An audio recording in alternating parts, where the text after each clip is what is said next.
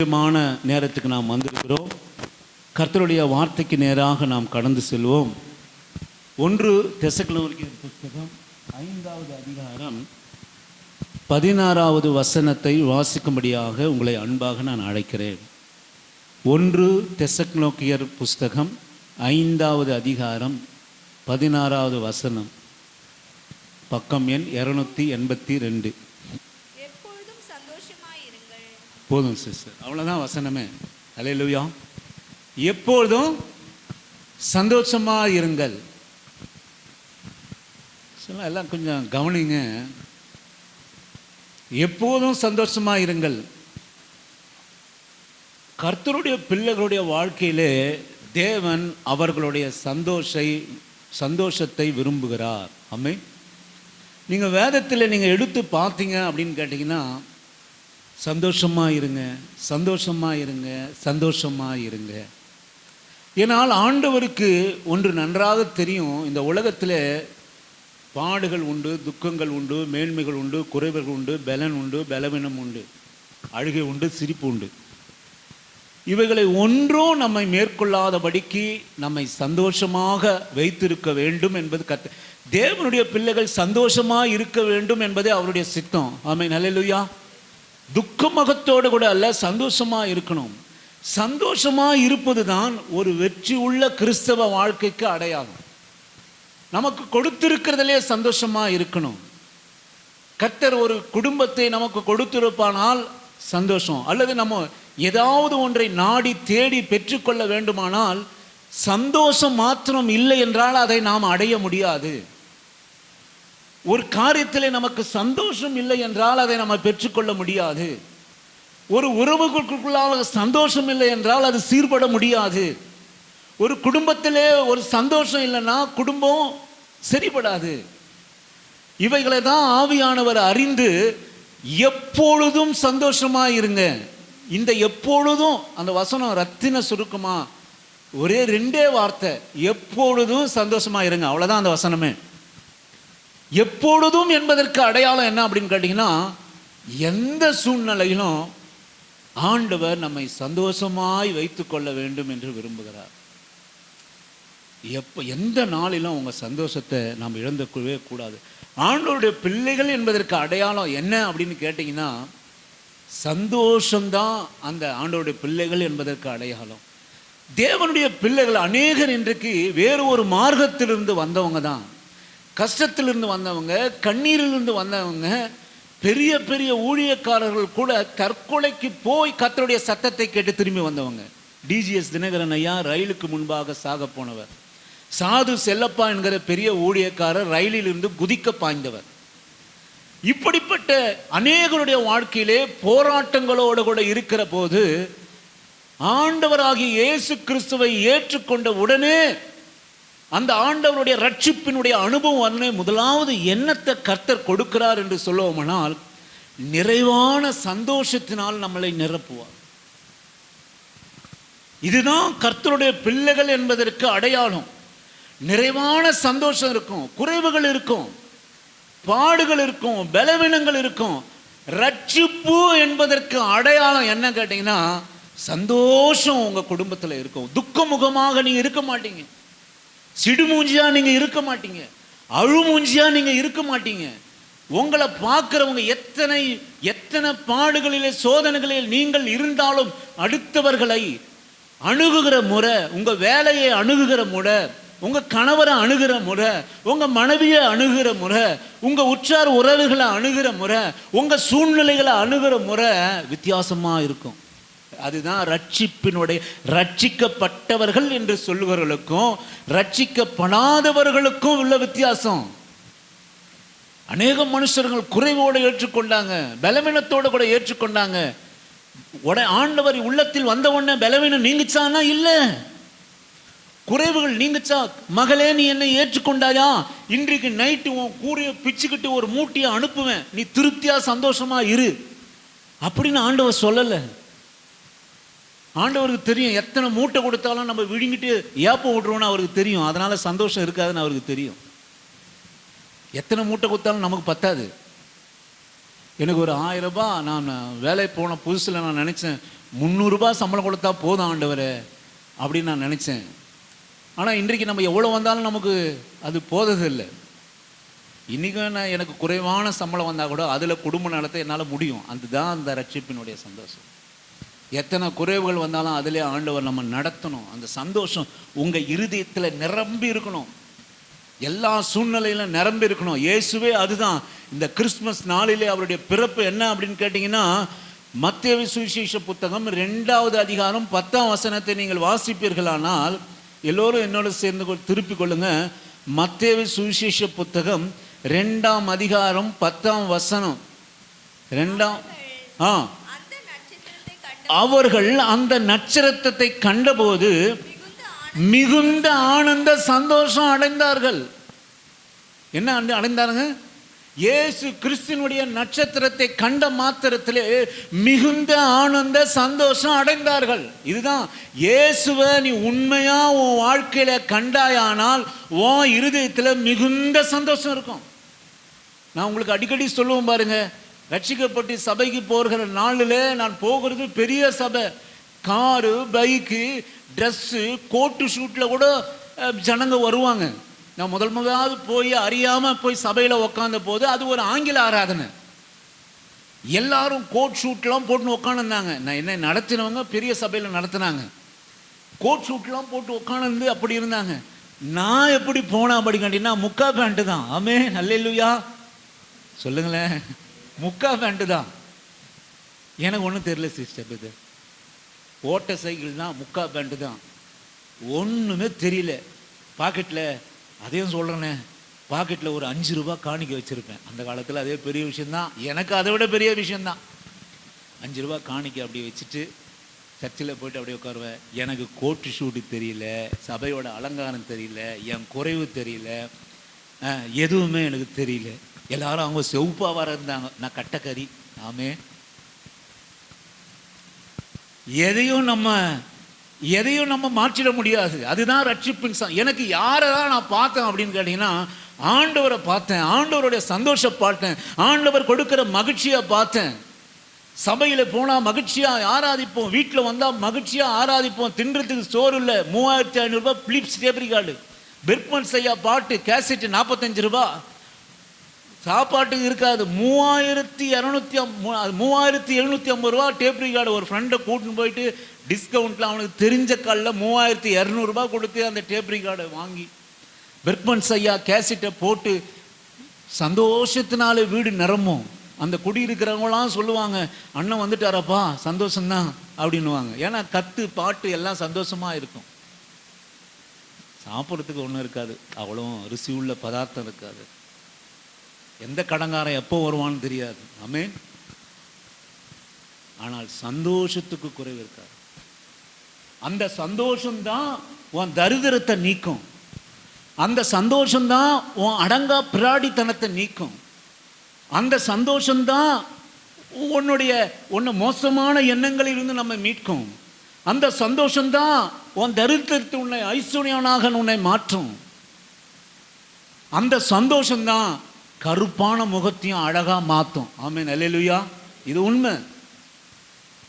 நம்ம முகம் கருப்பாக இருந்தாலும் ஆண்டவருடைய பிரகாசம் நம்ம மேலே இருக்கும். அல்லேலூயா, ஆமென், ஆமென். ஒரு காலத்தில் சின்ன வயசில் என்னை போட்டா எங்கள் சொந்தக்காரர்களுக்கு அடிக்கடிக்கு நடக்கும். வயசுக்கு வந்தது, சீமம் தான், அது நாங்கள் ஒரு பெரிய குடும்பம், நிறைய நடக்கும். என்னெல்லாம் ஃபோட்டோ எடுக்க கூப்பிடவே மாட்டாங்க. ஒருத்தரும் ஃபோட்டோ எடுக்கிறதுக்கு என்னை கூடவே மாட்டாங்க, ஏன்னா அத்தனை மோசமாக இருப்பேன். ஆனால் கர்த்தர் ரட்சிக்கப்பட்ட ஆண்டவர் எனக்குள்ளாக சந்தோஷம் வந்தது பாருங்க. அப்போ என்ன ஆச்சுன்னு தெரியல, முகத்தில் எல்லாரும் கூப்பிட்டு, ஏ வாப்பா அவனை கூப்பிடு, நீ ஒரு ஃபோட்டோ எடு. ஆனால் அந்த நாள்லேருந்து எனக்கு ஃபோட்டோ எடுக்கணும்னு பிரியமில்லை. ஆமென், அல்லேலூயா. இதுதான் ஆண்டவர் கொடுக்கிற சந்தோஷம். ஆண்டவர் கொடுக்கிற சந்தோஷம் புருஷமார்கிட்ட சண்டை போட வைக்காது. ஆண்டவர் கொடுக்கிற சந்தோஷம் மனைவிமார்கிட்ட அனாவசியமாக கோவப்பட வைக்காது. ஆமே, கோவப்பட்டு கண்ணா முன்னா பேசி எதையாவது பேசி, எனக்கு அந்த வாய்ப்பே கிடையாது. நான் கொஞ்சம் கோவப்பட்டால் என் மனைவி முறிஞ்சு போயிடுவான். ஆமே, வாங்கி கொடுக்குற சக்தி கிடையாது. சில பேர்லாம் காரி துப்புனா கூட தொடச்சிட்டு எழுந்து அதை இதை செய்வீங்க. கோபப்படுற விட்டுறாதீங்க. அது ஆண்டவருடைய சந்தோஷம் இல்லை. குடும்பத்தை அழகாக அணுகுங்க. உங்களுக்கு கொடுத்துருக்கிற குடும்பம், உங்களுக்கு கொடுத்துருக்கிற மனைவி, உங்களுக்கு கொடுத்துருக்கிற பிள்ளை, அவளை கண்டு ரசித்து பாருங்க. எத்தனையோ பேருக்கு இல்லாத பாக்கியம். ஆமீன். எத்தனையோ பேருக்கு எல்லாம் என்ன வசதி இருந்தாலும் ஒரு நல்ல ஏற்ற துணை கிடைக்கல, ஒரு பொண்ணு கிடைக்கல, ஒரு பையன் கிடைக்கல, கல்யாணம் ஆனால் கர்ப்பத்தின் கனி இல்லை. ஆமீன். ஹல்லேலூயா. இன்றைக்கு நம்மளை நிறைவாக ஆசீர்வதிக்கிறாரு ஆண்டவர். நீங்கள் அதில் சந்தோஷப்படுங்க. வீட்டில் பிரச்சனை வர, ரட்சிக்கப்பட்ட குடும்பத்தில் என்ன வராது? ஆமீன். ஹல்லேலூயா சொல்லுங்க. வெளியே கணவன் வேலைக்கு போயிட்டு வந்தார்னா மனைவி ரட்சிப்புனாலே நிறைந்திருக்கணும், அந்த பாத்திரம் நிறைந்திருக்கணும். ஏதோ டிவி சீரியலை பார்த்துட்டு சினிமாவை பார்த்துட்டு கணவரை அணுகக்கூடாது. வேத வாசிப்பு இருக்கணும், ஜபம் இருக்கணும்.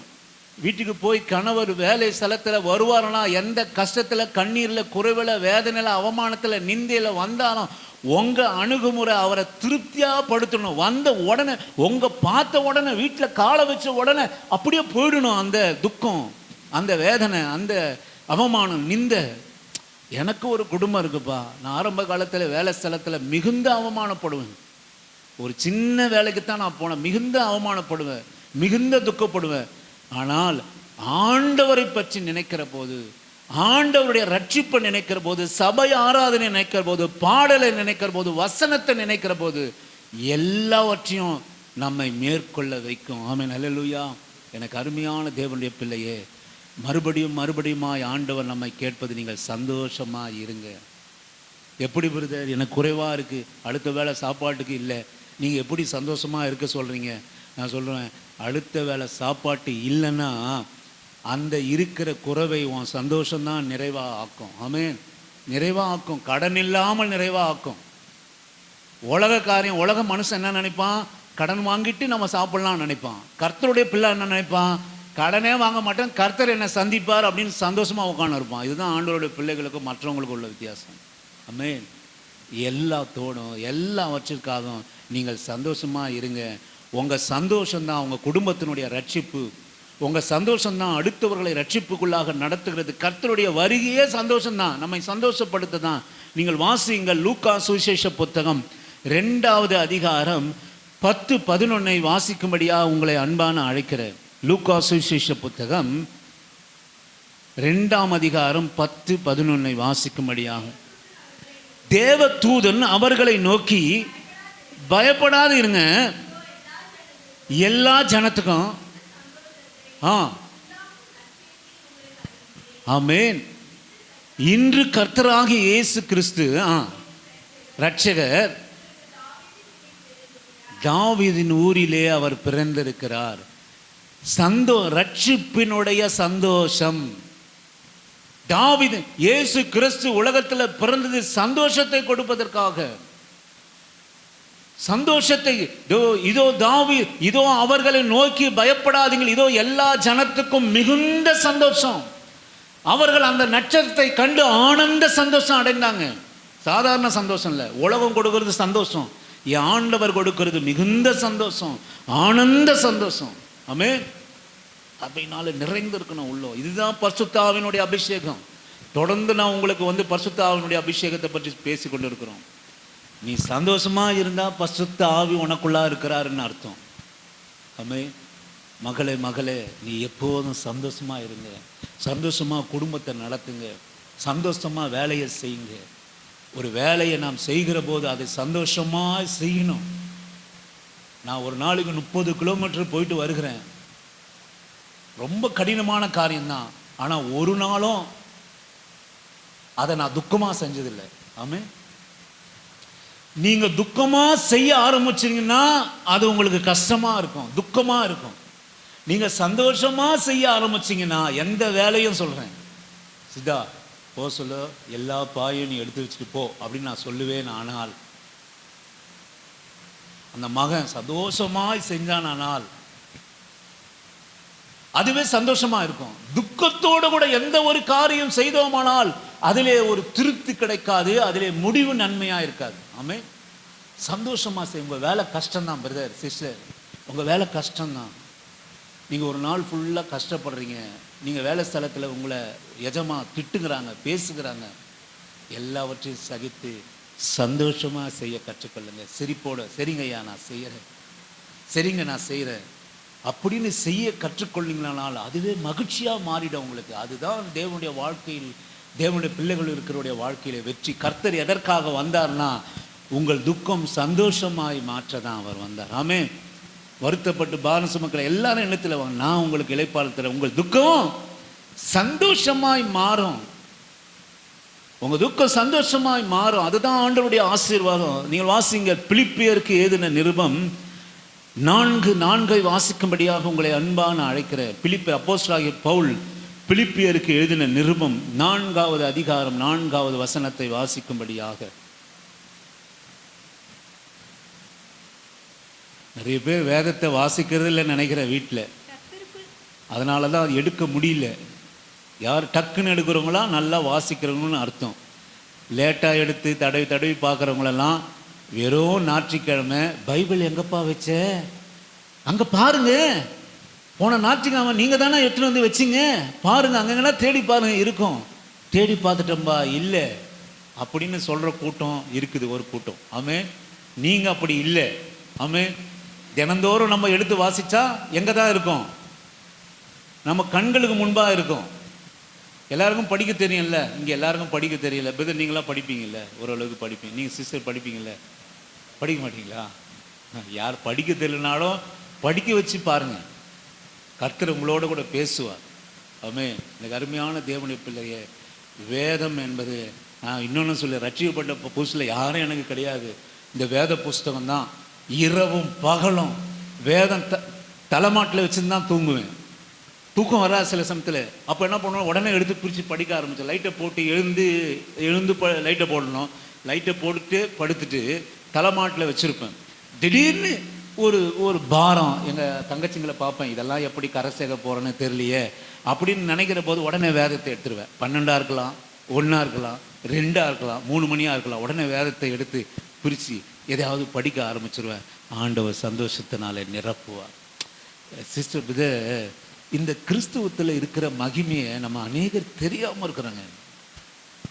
இந்த கிறிஸ்துவனுடைய வேத புஸ்தகம், ஆராதனை, ஜபம், இதனுடைய அந்த சந்தோஷம் மகிமையை தெரியாமல் இருக்கிறோம். ஏன் அந்த சந்தோஷம் நமக்கு கிடைக்கல தெரியுங்களா? எங்கள் புருஷன் ஏற்றுக்கொண்டார்னு நான் கிறிஸ்துவை ஏற்றுக்கொண்டேன். எங்கள் அப்பா ஏற்றுக்கொண்டார்னு நான் கிறிஸ்துவை ஏற்றுக்கொண்டேன். எங்கள் மனைவி ஏதோ சபையில் வந்து உட்கார வைக்கிறாங்க, அதனால் நான் சபைக்கு வரேன், அதனால் நான் கிறிஸ்துவை ஏற்றுக்கொண்டேன். எனக்கு அருமையாக தேவப்பிள்ளையே, கிறிஸ்துவனுடைய ரட்சிப்பு என்பது ஒவ்வொருடைய இடத்துல வரணும். ஆமென், ஹல்லேலூயா. ரட்சிப்பினுடைய சந்தோஷம் ஒவ்வொரு அப்பா சொல்கிறாங்க, பொண்டாட்டி சொல்கிறாங்க, புருஷன் சொல்கிறாரு, அவங்களுக்கு அடிமைப்பட்டு நீங்கள் ஒரு ஆண்டவருடைய பிள்ளையாக இருக்க முடியாது. இன்னைக்கு அநேகர் ஏன் கர்த்தருடைய பிள்ளைகளா வாழ முடியல, கர்த்தருடைய பிள்ளைகளா பிரகாசிக்க முடியல, கர்த்தருக்கு சாட்சியா ஏன் வாழ முடியல? இப்படிப்பட்டது தான். ஒருவேளை அப்பா தான் பிள்ளைகளுக்கு ரட்சிப்பை குறித்து பிள்ளைகளுக்கு சொல்றாரு, ஆனா அந்த பிள்ளைகள் ரட்சிப்பின் அனுபவத்துக்குள்ளாக வரணும். கணவன் தான் மனைவிக்கு சொல்றாரு, மனைவிக்குள்ளாக வரணும். மனைவி தான் கணவனை இயேசுவை பத்தி சொல்றாங்க, ரட்சிப்பை பத்தி சொல்றாங்க, அவங்களுக்குள்ளாக வரணும். அவங்களுக்குள்ளாக கிறிஸ்து வரலனா தகப்பனுக்காக புருஷனுக்காக கிறிஸ்தவனா இருப்போமே தவிர தேவனுக்காக நான் கிறிஸ்தவனா இருக்க முடியாது. அந்த ரட்சிப்பினுடைய சந்தோஷத்தை நம்ம பெற்றுக்கொள்ள முடியாது. ஒவ்வொருவருக்கும் கர்த்தர் தனித்தனியாக ஒவ்வொரு ஆத்மாவுக்கும் அவர் சந்தோஷத்தை வைத்திருக்கிறார், சமாதானத்தை வைத்திருக்கிறார், ரட்சிப்பை வைத்திருக்கிறார். ஒருபோதும் எங்கள் அப்பா என்னை எழுப்புறாரு, எப்பா வேதத்தை வாசிக்க சொல்கிறாரு, எங்கள் அப்பா ஆராதனை பண்ண சொல்கிறாரு, எங்கள் புருஷன் பண்ண சொல்கிறாரு, எங்கள் மனைவி பண்ணுறாரு, அதுக்கு இல்லை கிறிஸ்துவம். உனக்குள்ளாக இருக்கணும். யார் சொல்லியும் நீங்கள் சபைக்கு வரக்கூடாது, நீங்கள் சொல்லணும், உங்கள் இருதயம் சொல்லணும், இன்றைக்கு நான் ஆண்டவரை ஆராதிக்கணும். இன்றைக்கு எங்கள் அப்பா என்னை திட்டுவார், கோச்சிப்பார், எங்கள் புருஷன் கோச்சிப்பார், எங்கள் மனைவி கோச்சிப்பார், இல்லை, உங்கள் இருதயத்தில் ஒரு சந்தோஷம் உண்டாகணும். அதுதான் ரட்சிப்பினுடைய அனுபவம். நீ அநேகருடைய குடும்பம் ஏன் ஒரு தோல்வி உள்ள கிறிஸ்தவ குடும்பமாக இருக்குது அப்படின்னு கேட்டிங்கன்னா, ரட்சிப்பின் அனுபவம் ஒருவருக்குள்ள அனுபவம் ஒருவருக்கு இல்லை. 2 மாடம் சேர்ந்தாதான் ஒன்று இந்த பக்கம் வலிச்சு ஒன்று அந்த பக்கம் வலிச்சதுன்னா இடம் போய் சேர முடியாது. 2 மாடு கட்டின மாட்டு வண்டியில் நான் இந்த பக்கம் போவேன், நீங்கள் இந்த மாடு ஒரு மாடு சொல்லுது இந்த பக்கம் நான் போகிறேன், லெஃப்ட் சைடு ரைட் சைடு போக வேண்டிய பாது போகுமா? சொல்லுங்க, போகுமா? குடும்பங்களும் கரை சேர போகிறதில்ல, குடும்பம் கத்தருக்காக இருக்க போகிறதில்ல, குடும்பம் பரலோகத்துக்கு போக போகிறதில்ல. 2 பேரும் சேர்ந்து கட்டணும். பிள்ளைகள் ரட்சிப்பு அனுபவத்துக்குள்ளாக வரணும். இந்த இண்டிவிஜுவல் தனிப்பட்ட கிறிஸ்தவ அனுபவத்துக்குள்ளாக வரணும் சிஸ்டர். அப்போ தான் அந்த சந்தோஷம் உங்களுக்கு வரும், அந்த ஆராதனுடைய மகிமை வரும், உங்கள் குடும்பம் சீர்படும், உங்கள் குடும்பம் ஸ்திரப்படும், மகிழ்ச்சினால் நிரம்பி இருக்கும். இப்படிப்பட்ட ஒரு அனுபவத்துக்குள்ளாக நான் வர வேண்டும். ஆனால் சந்தோஷம் ஒன்று இருக்குது, உலக சந்தோஷம் இல்லை. நீங்கள் நினைக்காதீங்க உலக சந்தோஷன்றது வேற. இன்னைக்கு நமக்கு காசு நிறைய இருந்தால் சந்தோஷம், அது ஒரு நிமிஷம். யோபு சொல்றார், யோபின் புஸ்தகம் 20வது அதிகாரம் 4-5 நீங்கள் வாசிப்பீர்களானால், யோபின் புஸ்தகம் 20வது அதிகாரம் 4வது வசனம் 5 வாசிக்கும்படியாக உங்களை அன்பான அழைக்கிறேன். துன்மார்க்கனுடைய கம்பீரம் மாயக்காரனுடைய சந்தோஷம் ஒரு நிமிஷம் மாத்திரம் நிற்கும். ஆதி காலம் முதல் இப்படி இருக்கிறது என்பதையும் நீர் அறியீரோ. நான் சொல்லுவேன், துன்மார்க்கனின் கம்பீரம் குறுகினது என்பதையும் மாயக்காரனுடைய சந்தோஷம் ஒரு நிமிஷம். குடிகாரனுடைய சந்தோஷம் சொல்லுங்க, குடிகாரனுடைய சந்தோஷம் உங்களுக்குலாம் தெரியாது, கொஞ்ச நேரம். போத வஸ்து போடுறவன் சந்தோஷம் சொல்லுங்க, அது இருக்கிற வரைக்கும் தான். பணம் பணம் அது இருக்கிற வரைக்கும் தான். உடல் சுகம் இருக்கிற வரைக்கும் தான். அப்போ இந்த உலகத்தினுடைய சந்தோஷம் அல்ல, மாயக்காரனுடைய சந்தோஷம் ஒரு நிமிஷம். கர்த்தர் கொடுக்கிற சந்தோஷமும் எல்லாவற்றிலும் நிலை நிற்கும். நீங்க உலகத்தினுடைய சந்தோஷத்துக்கும் கர்த்தர் கொடுக்கிற சந்தோஷத்துக்கும் ஒரே ஒரு வேறுபாடு என்னன்னா, ஆண்டவர் கொடுக்கிற சந்தோஷம் இல்லைனாலும் இருக்குதுனாலும் சந்தோஷமா இருக்கும், இருந்தாலும் அமைதியா இருக்கும். நல்லா கவனிங்க, நல்லா கவனிங்க. நிறைய பணம் நிறைய இருந்தாலும் அமைதியா இருக்கும். ஆண்டவர் ரட்சிப்பின் சந்தோஷம் அமைதியா இருக்கும். வருதுப்பா 6000 கொடுக்குறாங்க ரேஷன் கல்ல, முடிச்சிடலாம் ஒரே நாள்ல. நீங்க என்னங்கிட்ட 1000 கொடுத்தீங்கன்னா நான் என்ன பண்ணுவேன் தெரியுங்களா? அடுத்த கிறிஸ்மஸ் வரைக்கும் அதை வச்சு செலவு பண்ணுவேன். ஆமென். இப்படி இருக்கணும் சந்தோஷம். கொடுக்குறாங்க 6000, எடுறா பின்றா எட்ரா ட்ரெஸ்ஸை, அப்பா அதை எடுத்து போடுறா, இதை பண்றா, முடிஞ்சு போச்சு. எத்தனை நிமிஷம்? மாயக்காரனுடைய சந்தோஷம் எவ்வளோ நேரம்? இன்னொரு வாட்டி வெள்ளம் வந்தாதான் உங்க சந்தோஷம். நான் சொல்லுவேன், பணம் கையில் வந்தவொடனே ஆடாதீங்க, அடங்குங்க. ஏதாச்சும் ஒரு ஒரு பணம் அப்படி வந்துடுச்சுன்னா அப்படி இப்படி அதை செய்யணும் இதை செய்யணும் இதை பண்ணணுமாக்கும் அதை பண்ணணுமாக்கும், பொறுமையாக வச்சிருங்க. கர்த்தர் உங்கள் கையில் பணத்தை கொடுக்கறதுக்கு எதுக்கு தெரியுங்களா? ஏதோ ஒரு காரியத்துக்கு பின்பாக வரப்போகிற காரியத்துக்கு தான் உங்ககிட்ட பணத்தை கொடுக்குறாரு. நீங்கள் இஷ்டத்துக்கு செலவழிச்சிட்டு முடிக்கிறதுக்காக அல்ல. ஆமென். ஒரு பணம் வருதுன்னா தேவ சமூகத்தில் வைங்க, ஆண்டவரே ஏன் இந்த பணத்தை எனக்கு கொடுத்தீங்க அப்படின்னு அதை வச்சு அழகு பாருங்க. யார் சந்தோஷமா இருக்கிறவன், யார் ஜெயிக்கிறவன் தெரியுங்களா? யார் உலகத்தை மேற்கொள்வன் தெரியுங்களா?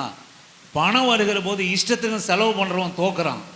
பணம் வருகிற போது வச்சு டேய் அங்கே இரு, அந்த மூலையிலே இரு, ஓவரா ஆட்டாது அப்படின்னு வச்சு அழகு பார்க்குறான் பார்த்தீங்களா? அவன் தான் வாழ்க்கையில் ஜெயிப்பான். ஆமென்.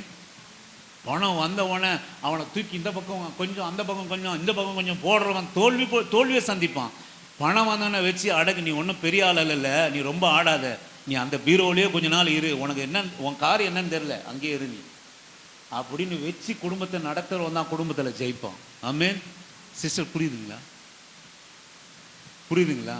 பணத்தை கண்டு பெரிய அல்லல் பற்றாதீங்க, ஆடிடாதீங்க, வைங்க, வச்சு அழகு பாருங்க. அது கொஞ்சம் நம்மளை பார்க்கட்டும், நம்ம அதனால் கொஞ்ச நாள் பார்ப்போம். வந்த உடனே ஆடிடாதீங்க எதுக்கும். அப்புறம் ஆட வேண்டிய நேரம் வர சொல்ல ஆட முடியாது. ஆமென். அல்லேலூயா. சொல்ல ஒரு நிமிஷம் உலகத்தினுடைய சந்தோஷம், ஒரு நிமிஷம் உலகத்தினுடைய பணம், ஒரு நிமிஷம் உலகத்தினுடைய மதுபானத்தின் சந்தோஷம், ஒரு நிமிஷம் புகையிலையின் சந்தோஷம், ஒரு நிமிஷம் போதை வஸ்துகளின் சந்தோஷம், ஒரு நிமிஷம் யாருன்னா உறவுகாரங்க ரொம்ப பணக்காரங்க அடிக்கடி வீட்டுக்கு வந்து போனாங்கன்னா சந்தோஷம் ஒரு நிமிஷம். அழகு ஒன்று கொஞ்சம் வந்து அப்படியே அலபாயுதா எத்தனை நிமிஷம்? ஒரு நிமிஷம் வந்துடும் போயிடும். ஆனால் ரட்சிப்பினுடைய சந்தோஷம் என்பது நம்மை பிடித்தது கடைசி வரைக்கும், நம்மை ஆண்டவர் கொண்டு போய் சேர்க்கிற வரைக்கும் நம்மிலே நிலைத்திருக்கும். நீங்கள் வாசியுங்கள். ஒரே ஒரு தியானத்தை நான் சொல்லி முடிக்கிறேன். 1 சாமுவேலினுடைய புஸ்தகம் 2வது அதிகாரம் 1-2 வாசிக்கும்படியாக உங்களை அன்பான அழைக்கிறேன். 1 சாமுவேலின் புஸ்தகம் 2வது அதிகாரம் 1-2 வாசிக்கும்படியாக. அப்பொழுது கொஞ்சம் கவனிங்க. அன்னாள் ஜெபம் பண்ணி என் இதயம் கர்த்தருக்குள் களி கூறுகிறது, என் இருதயம் கர்த்தருக்குள்ளா களி கூறுகிறது, என் கொம்பு கர்த்தருக்குள் உயர்ந்திருக்கிறது, கொம்பு கர்த்தருக்குள் உயர்ந்திருக்கிறது, என் பகைஞரின் மேல் என் வாய் திறந்திருக்கிறது, உம்முடைய ரட்சிப்பினாலே சந்தோஷப்படுகிறேன்.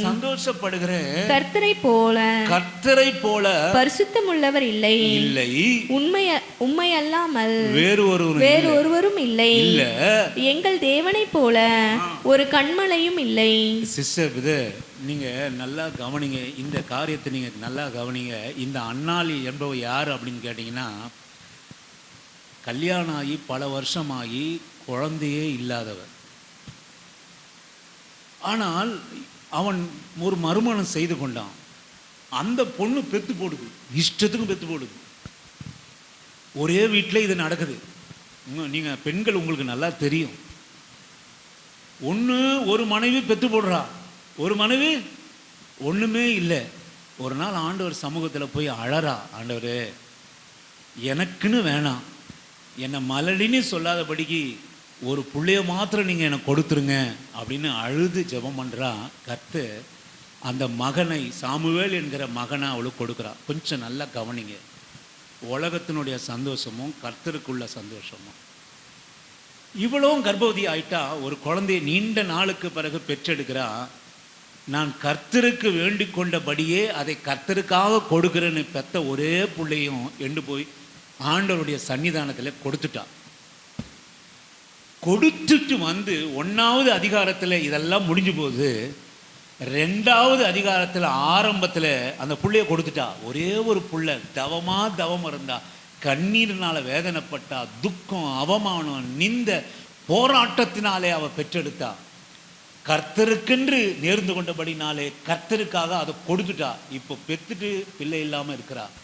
ஆனால் அவ சொல்றா, அப்போது அன்னாள் ஜெபம் பண்ணி என் இருதயம் கர்த்தருக்குள்ளாய் களி கூறுது. ஆமேன்.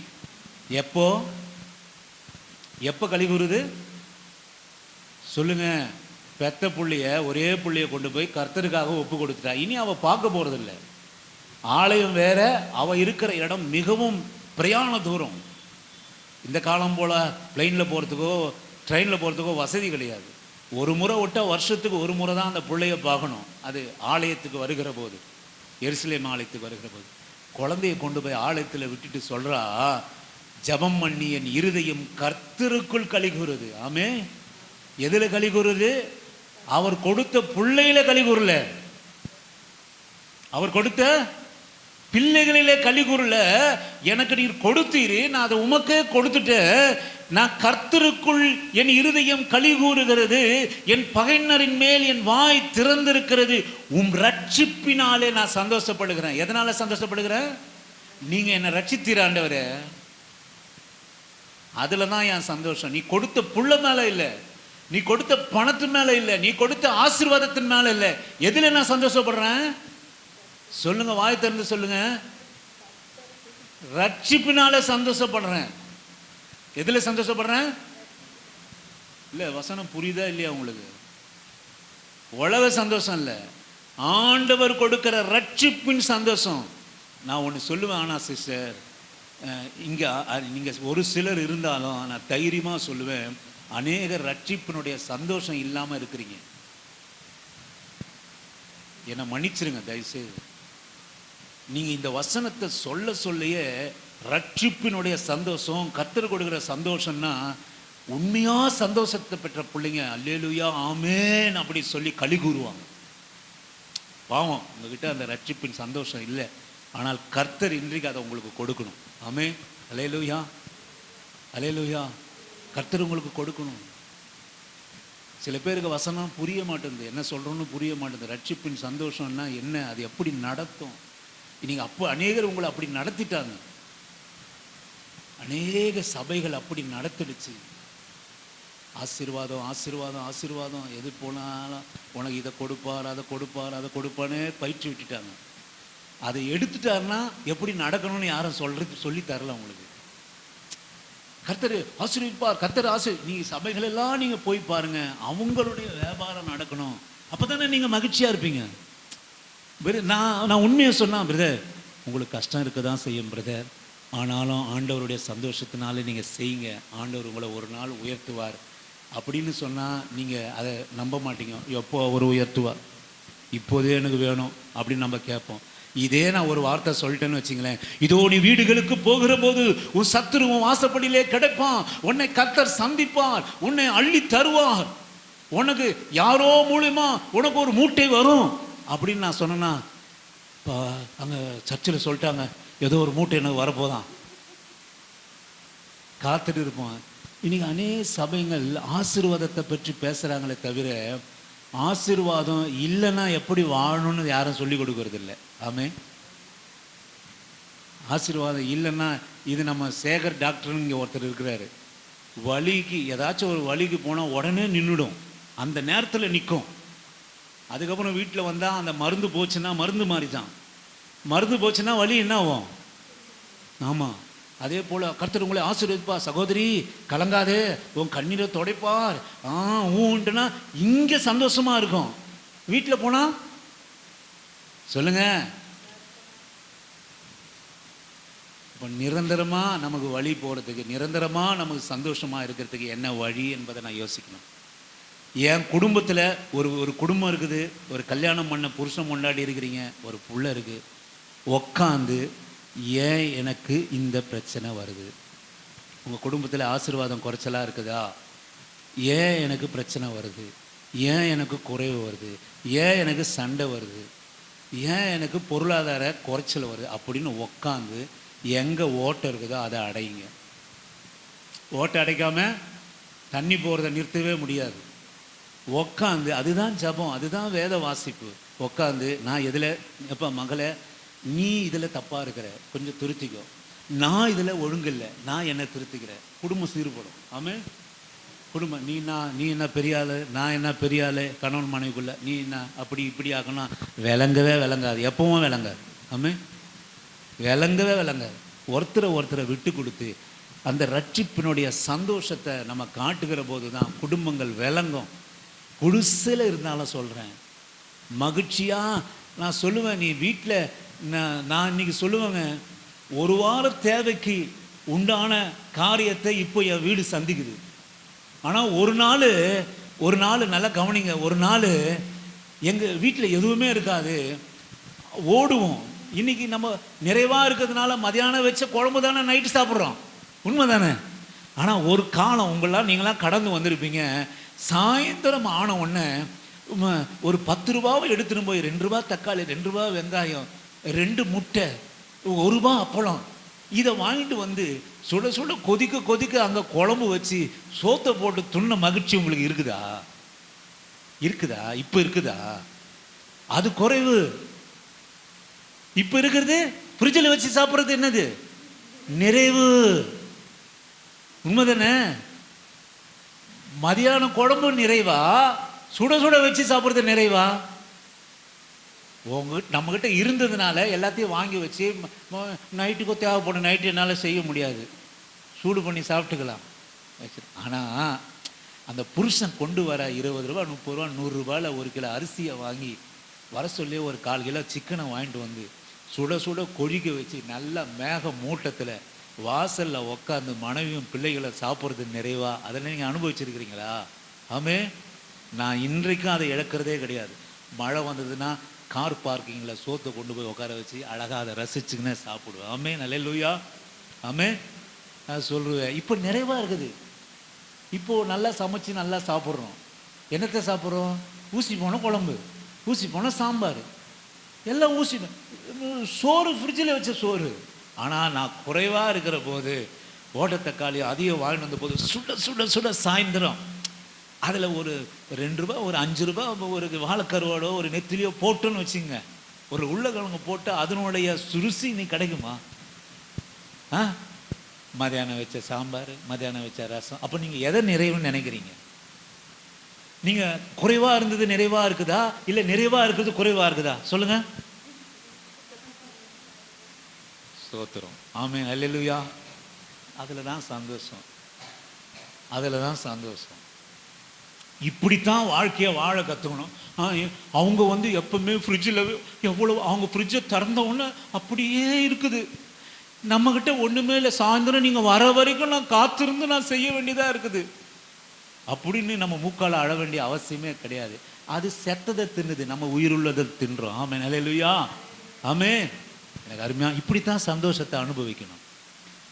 இப்படி அடுத்தவங்களை பார்த்து அவங்க ஃப்ரிட்ஜு ஃபுல்லாக இருக்குதுங்க, காலையிலேயே சமைச்சிட்றாங்க, அப்படியே ஃப்ரிட்ஜில் வச்சிடுறாங்க. அவங்க அது ஒரு சுலபமாக வந்தவுடனே அப்படியே சூடு பண்ணி அப்படியே சாப்பிட்றாங்க. சில வேலையில் சூடு கூட பண்ணுறதுக்கு இல்லை, அப்படியே வாங்கி கொடுத்து சாப்பிட்றாங்க. இது ஒரு வாழ்க்கையா? அப்போ இப்படிப்பட்ட மனம் உங்களுக்கு தெரியணும். பிசாசு அதை தான் எடுத்து போடுறான், இந்த சந்தோஷத்தை எடுத்து போட்டுறான்.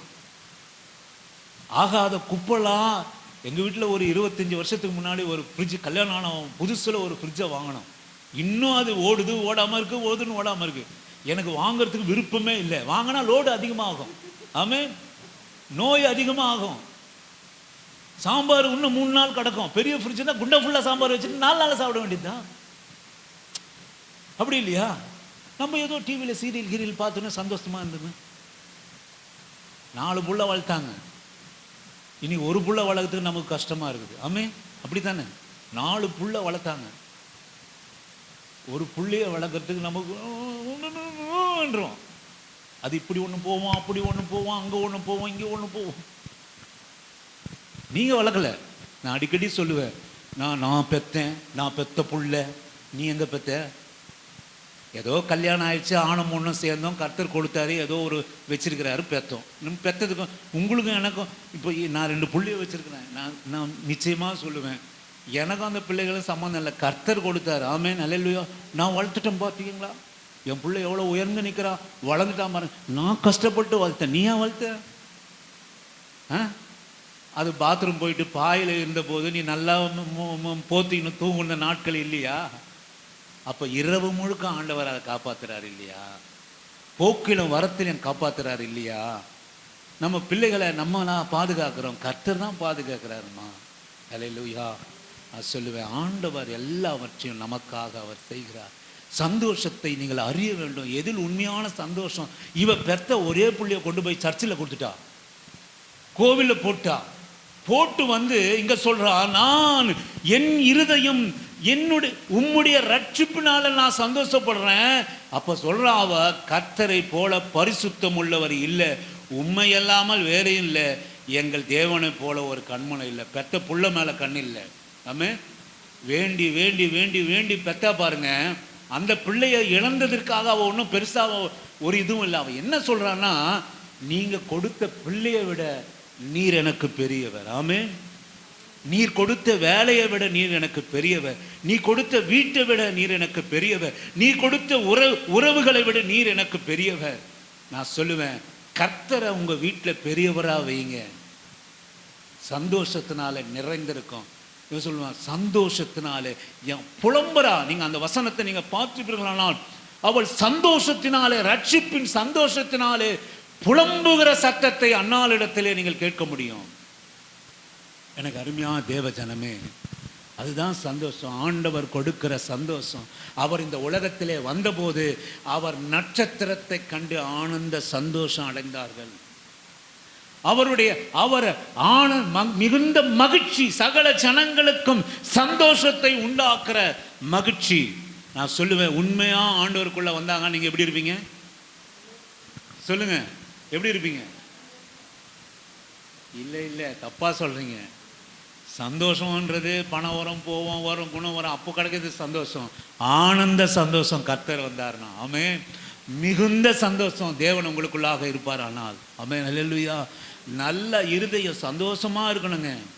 இதோ ஒரு அரை மணி நேரம் 1 மணி நேரம் இங்கே உட்காரணும், இது உங்களுக்கு சந்தோஷம் கொடுக்காத. இங்கிருந்து பெற்றுக்கொள்கிற காரியம் இந்த வாரம் முழுவதும் நீங்கள் எங்கே போனோம்?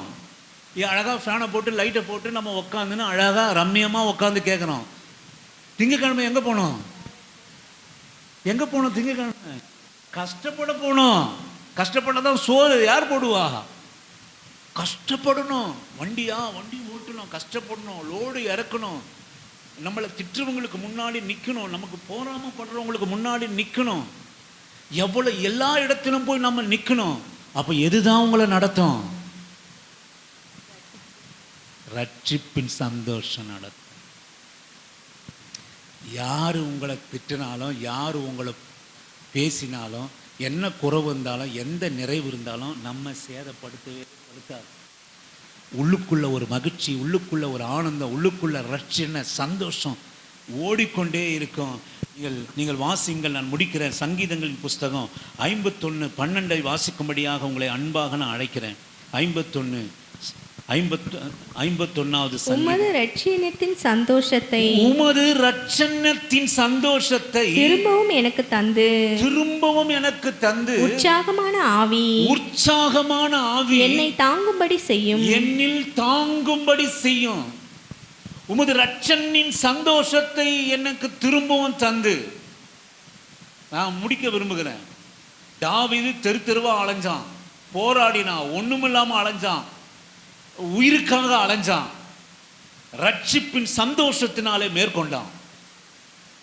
கஷ்டப்பட்டாங்க, தாயை நம்ம குடும்பத்தை விட்டான், மனைவிமார்களை விட்டான், பள்ளத்தாக்கில் மலைகளிலும் குன்றுகளும் சவுலுக்கு பயந்து அலைந்தான்.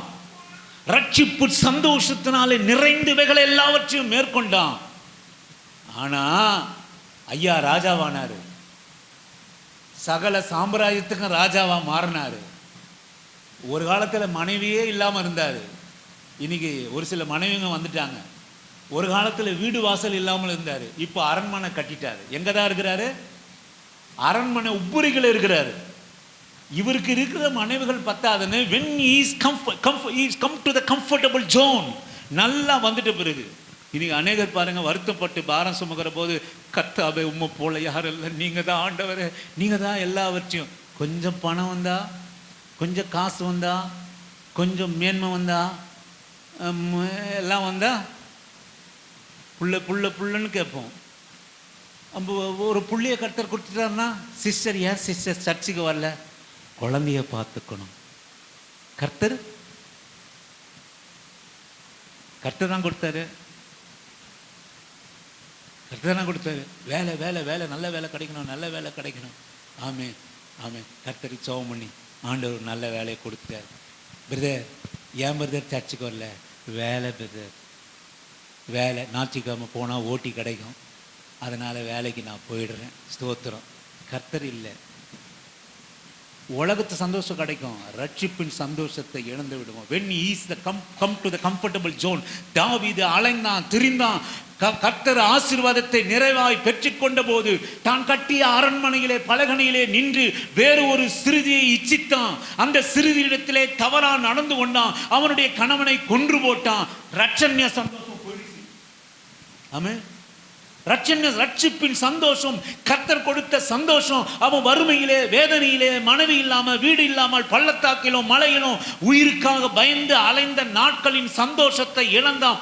when he is in comfortable zone, அரண்மனையிலே மனைவிமார்களோடு கூட பிள்ளைகளோடு கூட ராஜாவாய் அமர்ந்த போது அவன் செய்த தவறின் நிமித்தம் ரட்சண்ய சந்தோஷத்தை இழந்து போனான். அப்புறம் பார்த்தான், அதுக்கும் இதுக்கும் கம்பேர் பண்ணலாம். நான் வெறுமையில அலைஞ்ச போது இருந்த சந்தோஷம், இப்போ நான் அரண்மனையில் இருக்கிறேன், எத்தனையோ மனைவிமார்க பிள்ளைங்க, நான் ஊன் என்று சொன்னால் எனக்கு முன்பாக மண்டி இடிக்கிற வேலைக்காரர்கள், இத்தனை பேர் இருந்தாலும் என் வாழ்க்கையில ஒண்ணு மிஸ்.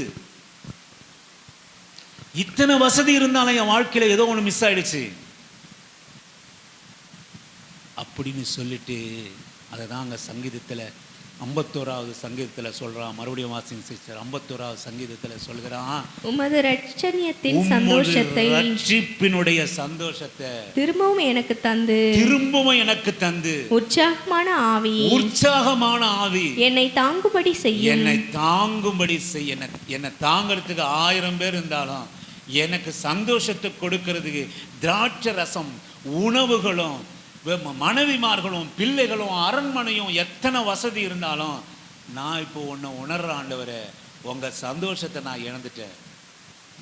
இல்லை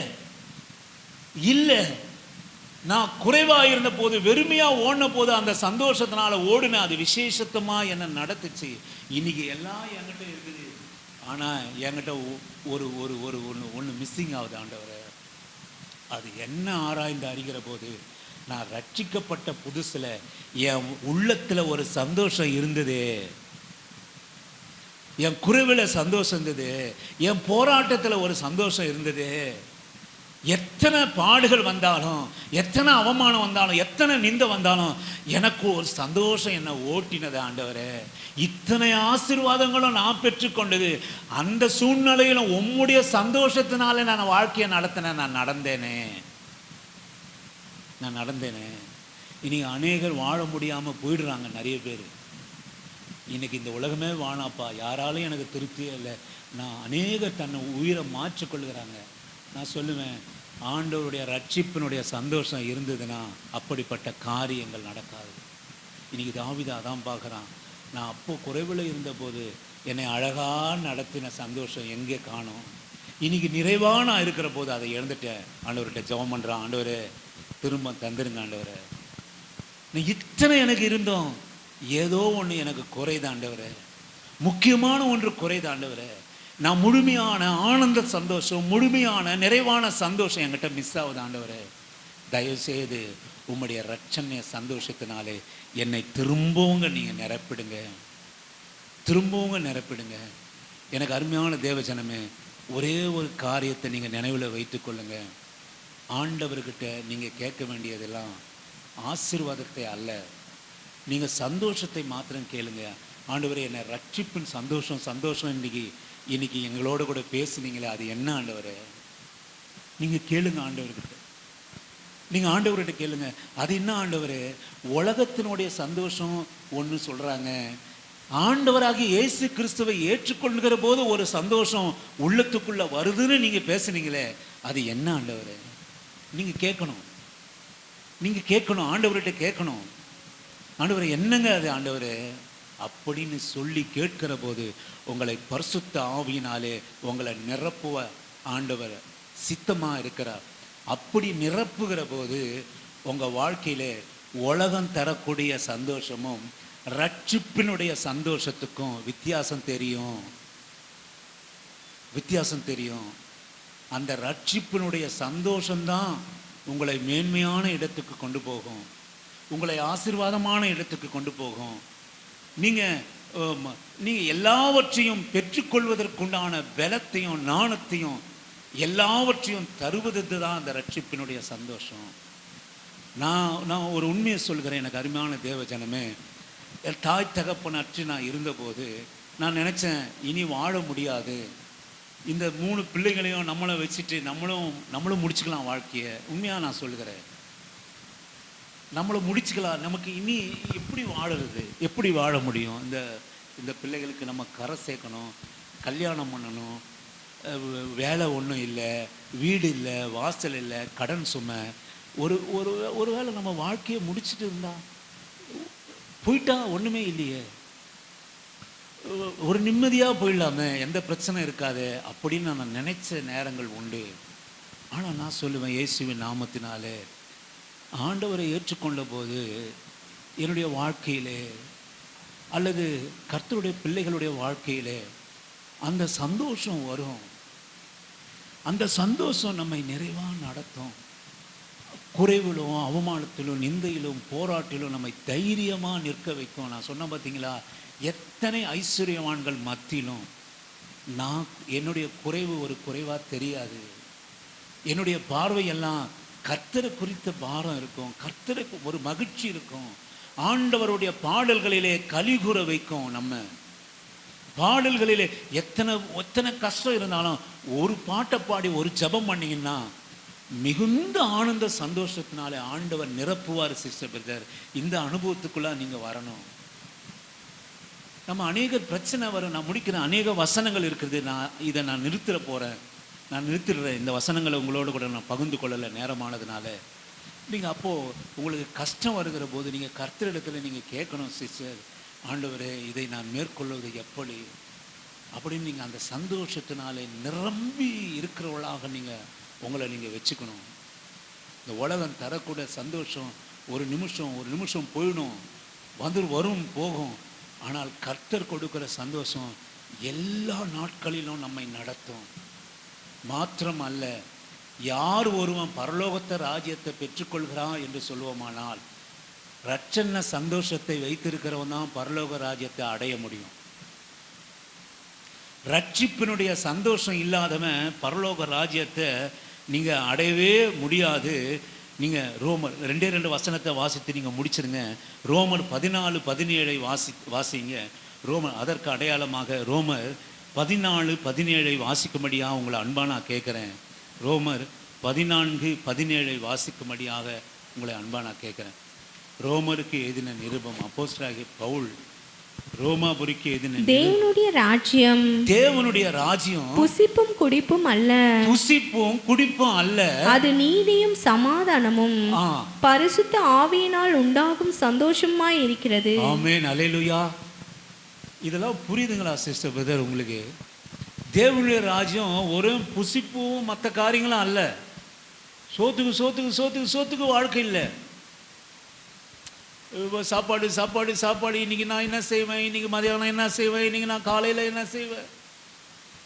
நான் சொல்லுவேன், உங்களுக்கு எதனா ரொம்ப குழப்பமாக இருக்குதா, என்ன சமைக்கணும் ஒரே குழப்பமாக இருக்குதா சிஸ்டர்? உங்களுக்கு எப்பனா இருந்தது உண்டா?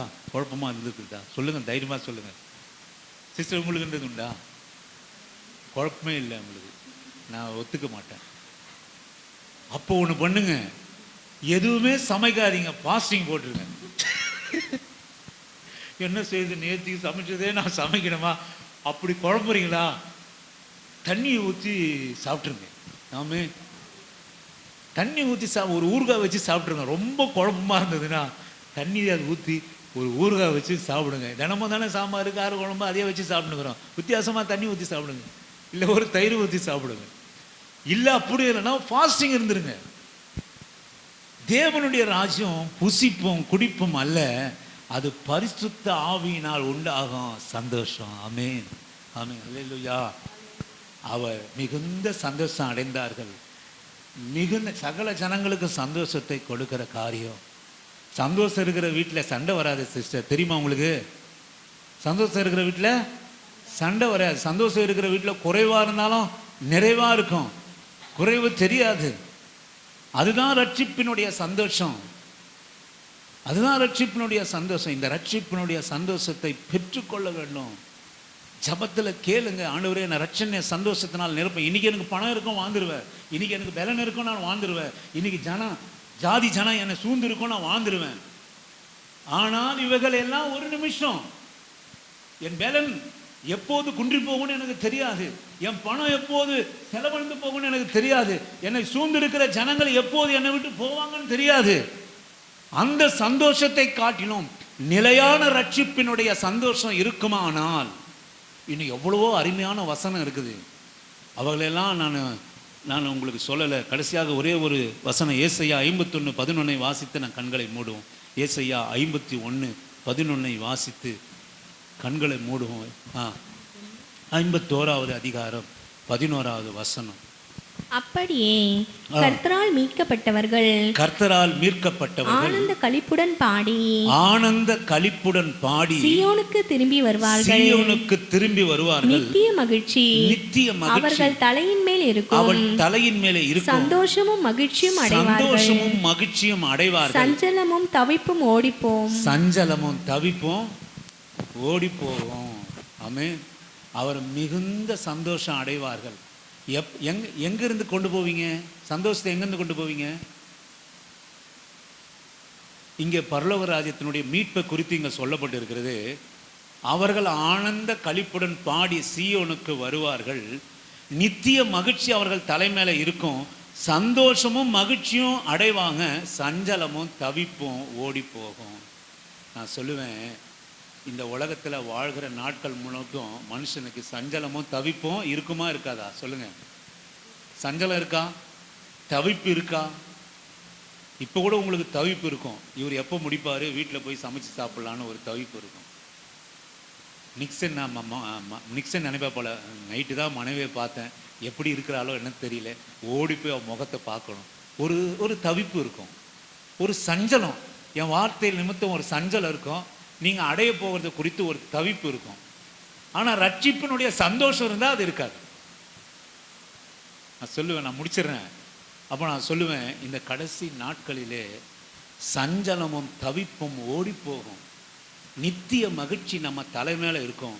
அந்த நித்திய மகிழ்ச்சியும் சந்தோஷமும் ஆனந்தத்தை எங்கேருந்து கொண்டு போவோம் தெரியுங்களா? இங்கே சந்தோஷமாக குடும்பம் நடத்துகிற பிள்ளைங்க தான் அங்கே சந்தோஷமாக இருக்கும். ஆமென். இங்கே சந்தோஷமாய் பாடுகளையும் தவிப்பையும் சஞ்சலத்தையும் மேற்கொள்கிற பிள்ளைகளை தான் அங்கே நித்திய மகிழ்ச்சியோடு கூட இருக்கும். நான் சொல்லுவேன், நீங்கள் சந்தோஷமாக இருப்பீங்களா இனிமே? சொல்லுங்கள் சிஸ்டர் பிரதர், எந்த சூழ்நிலையிலும் சந்தோஷமாக இருப்பீங்களா? சொல்லுங்க. இப்பயே துக்கமாக இருக்கிற மாதிரி இருக்குது. அப்படி தான் பல்ல காட்டணும் நல்லா. ஆமே, சந்தோஷம். அவர் பாவம், அவர் அவன் அம்மா அமுச்சு வச்சுட்டாங்க, அதனால தவிப்போம் சஞ்சலமாக இருக்கிறாரு அப்படின்னு ரிஷி தோத்து. ரொம்ப சந்தோஷம், உங்களை குறித்து நான் ரொம்ப சந்தோஷம் அடைகிறேன். நீ தவிப்பாக இருந்தாலும், நீங்கள் சஞ்சலமாக இருந்தாலும், நீங்கள் உங்களை இங்கே பார்க்க சொல்ல நித்திய மகிழ்ச்சியும் சஞ்சலமும் தவிப்போ எனக்கும் ஓடி போகுது. ஆமீன், ஹல்லேலூயா. நீங்கள் யாருன்னா வரலன்னா எனக்கு தவிப்போம் சஞ்சலமும் உண்டாயிடுது. என்ன ஆச்சோ பிள்ளைங்களுக்கு? ஏன் வரல? ஏன் கர்த்தரை ஆராதிக்க வரல? ஒரு வாரம் வரலன்னா பிசாசு கூட்டுட்டு போயிடுவானே இதுங்களே அப்படின்னு எனக்கு தோணும். எனக்கு அருமையான ஒரு முகத்தை, உங்கள் முகத்தெல்லாம் பார்த்துட்டுனா ஒரு சந்தோஷம் ஞாயிற்றுக்கிழமை. ஆனால் உங்கள் முகத்தெல்லாம் பார்ப்பேன் நான், மிகுந்த மகிழ்ச்சி. எப்படிப்பட்ட மகிழ்ச்சி பார்த்தீங்களா? பணம் காசு இல்லை. நான் இதை மட்டும் சொல்லி முடிச்சிடுறேன்.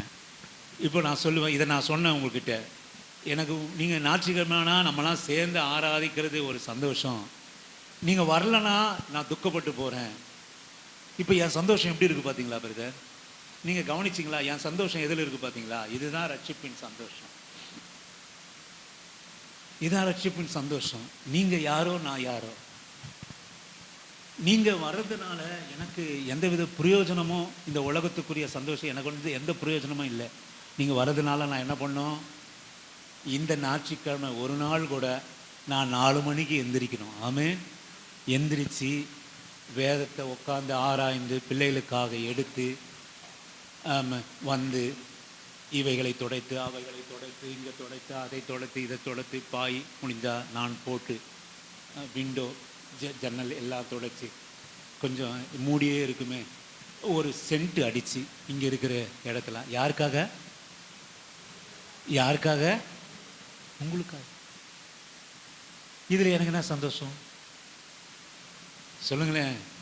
நான் டிவியை போட்டுன்னு உட்காந்தேன்னா உங்களை விட அழகாக நிறைய பேர் வருவாங்க. ஆமென். அழகாக இருக்கிறவங்க தான் நடிப்பாங்க இல்லைங்களா? சரி, அந்த மூஞ்சை பார்க்காம நீங்கள் என் மூஞ்சை பார்த்து சகித்து கொள்றீங்க. நானும் உங்கள் முகத்தை பார்த்துலாம் சகித்து கொண்டு நாம் சேர்ந்து கர்த்தரை உயர்த்துறோம். இந்த சந்தோஷம் இது எப்படி இருக்கு சொல்லுங்க? அப்போ ரட்சிப்பின் சந்தோஷம் என்பது இதில் தான் சந்தோஷம் அடையும். இதில் தான் சந்தோஷம் அடையும். நீங்கள் ஆராதனை, நீங்கள் சபைக்கு வர்றது, நீங்கள் கர்த்தரை துதிக்கிறது. சில நேரத்தில் கோவப்படுவேன். என்ன கோவப்படுவேன்னா, கை தட்டாமல் இருக்கிறீங்களே, ஆண்டவர் பாட்டில் கை தட்டாமல் இருக்கிறீங்களே, ஒரு கோபம் வரும். ஏன் அப்படின்னு கேட்டிங்கன்னா, சந்தோஷமாக இருக்கணும். கலிகுற பிள்ளைங்க இப்படி வந்து உக்காந்துன்னு அப்படியே பிணங்கள் மாரி வந்து பிணங்கள் மாரியே போகக்கூடாது. ஆண்டவர் சபை சந்தோஷத்தை கொடுக்குற சபை.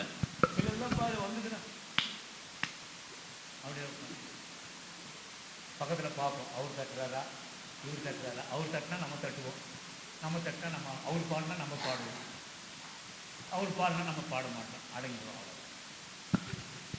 நான் சொல்லுவேன், இது ரட்சிப்பின் சந்தோஷம் இல்லை. யார் வந்தாலும் யார் வரலனாலும் ஏன் ஆண்டவரை நான் ஆராதிக்கிறேன், எனக்கும் என் ஆண்டவருக்கும். ஆமென், ஆமென், ஹல்லேலூயா. எனக்கு அருமையான தேவச்சனமே, ஆண்டவர் உங்களையும் என்னையும் ஏன் தெரிந்து கொண்டார் அப்படின்னு கேட்டிங்கன்னா, நீங்கள் துக்கத்தோடு கூட வருத்தத்தோடு கூட சஞ்சலத்தோடு கூட இருக்கணும் என்பது கர்த்தருடைய சித்தம் இல்லை. அதனால தான் அவருடைய நட்சத்திரத்தை பார்த்தவங்கள் ஆனந்த சந்தோஷம் அடைந்தார்கள். அவர் பிறப்பு வந்தபோது மிகுந்த சகல ஜனங்களுக்கும் சந்தோஷத்தை கொடுக்குறாங்க. அப்போ ஆண்டவருடைய பிள்ளைங்களுக்கு ரட்சிப்பினுடைய சந்தோஷம் இருக்கணுமா வேணாவா? ஆமே. இன்றைக்கு இல்லைன்னா கேட்டு பெற்றுக்கொள்ளுங்க. வேலை ஸ்தலத்தில் பிரச்சனை வருகிற போது ரட்சிப்பின் சந்தோஷம் மேற்கொள்ளும். வீட்டில் குறைவுகள் வருகிற போது பிள்ளைகளுக்கு நேற்றுக்கு நல்லா இருந்தாங்க பிள்ளைங்க, இன்றைக்கி கொஞ்சம் பலவீனமாகிடுச்சு.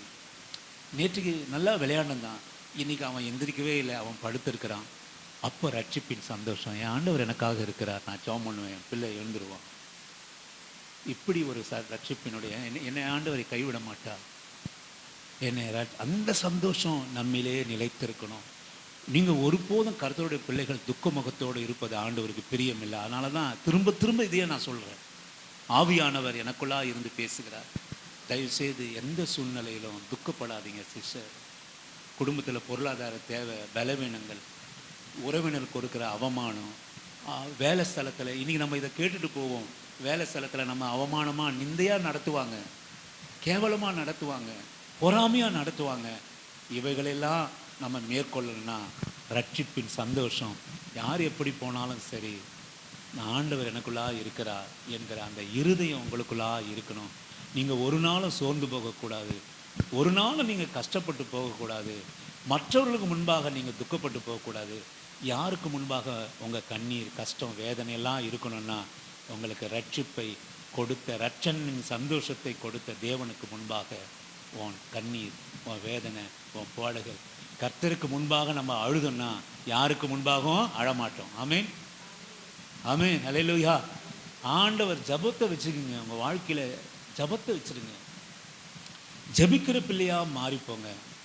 அதிகாலையில் அவருடைய கிருபையை நாடுங்க, அவருடைய ரட்சப்பின் சந்தோஷத்தினால நிரப்புங்க. ஒரு நாளும் கேளுங்க, ஆண்டவரே எனக்கு நான் இப்போ போகிறேன், வேலைக்கு போகிறேன், உலகத்தில் போகிறேன், அவமானத்தில் போகிறேன், நிந்தையில் போகிறேன், குறைவில் போகிறேன், கஷ்டப்பட போகிறேன், ஆண்டவரே இவைகளெல்லாம் மேற்கொள்ள ரட்சிப்பின் சந்தோஷத்தினால் என்னை நிரப்புங்க ஆண்டவரே அப்படின்னு ஜெபம் பண்ணுங்க. கணவன் சோர்ந்து போயிருப்பானால் மனைவி ஜபத்தினாலே தாங்குங்க. மனைவி சோர்ந்து போயிருப்பார்கள், கணவன் ஜபத்தில் ஒவ்வொரு ஒருவை தாங்குங்க. பிள்ளைகளை தாங்குங்க, பிள்ளைகள் பெற்றோரை தாங்குங்க. கர்த்தர் உங்களை ஆசீர்வாதமாக வைப்பார். ஆமென்.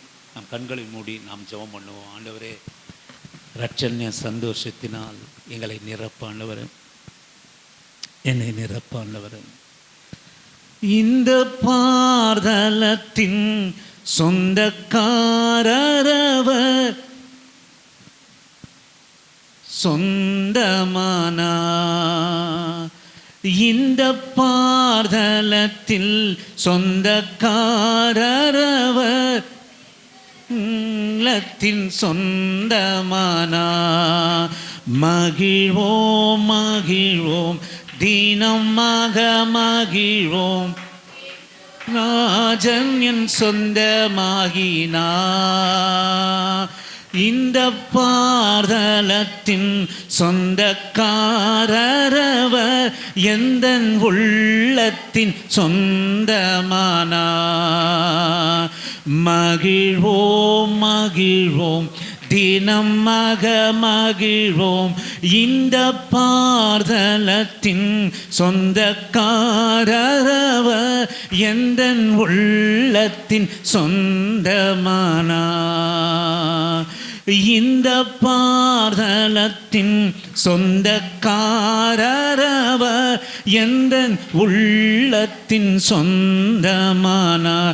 எந்த சூழ்நிலையும் அவர் அன்பை விட்டு என்னை பிரிக்காது காத்து கொள்வார். எந்த சூழ்நிலையும் அவர் அன்பை விட்டு என்னை பிரிக்காது காத்து கொள்வார். என்னை நம்பியவர் தந்த பொறுப்பதனை அவர் வரும் வரை காத்திருப்பே. மகிழ்வேன் மகிழ்வேன் தினமாக மகிழ்வேன், இயேசு ராஜன் என் சொந்தமான. எனக்கு அருமையா தேவ பிள்ளையே, உலகத்தில் உனக்கு எது சொந்தமாக இல்லைனாலும் இயேசு என்கிற தெய்வம் உனக்கு சொந்தமாக இருக்கிறார். அல்லேலூயா. எந்த சொந்தமும் தரக்கூடாததை அவர் தர வல்லவராக இருக்கிறார். எந்த சொந்தமும் தரக்கூடாத மகிழ்ச்சியை தர வல்லவராக இருக்கிறார். எந்த மருத்துவரும் தரக்கூடாத சுகத்தை தர அவர் வல்லவராக இருக்கிறார். என் தினமே மகிழ்ந்து களிக்கூறு. நேசர் உனக்காக பிறந்தது மாத்திரமல்ல, உன் சந்தோஷத்துக்காக அவர் மரித்தும் இருக்கிறார். ஒரு நாளும் நீங்களும் நானும் துக்கமுகமாக இருப்பது கர்த்தருடைய சித்தம் அல்ல.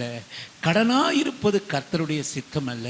ஏன் இந்த வாழ்க்கை முடிந்து போனால் நலமாக இருக்குமே என்று நினைப்பது சித்தம் அல்ல. ஆண்டவருடைய பிள்ளைகளுடைய வாழ்க்கையில் எரிச்சல் என்பதே இருக்காது.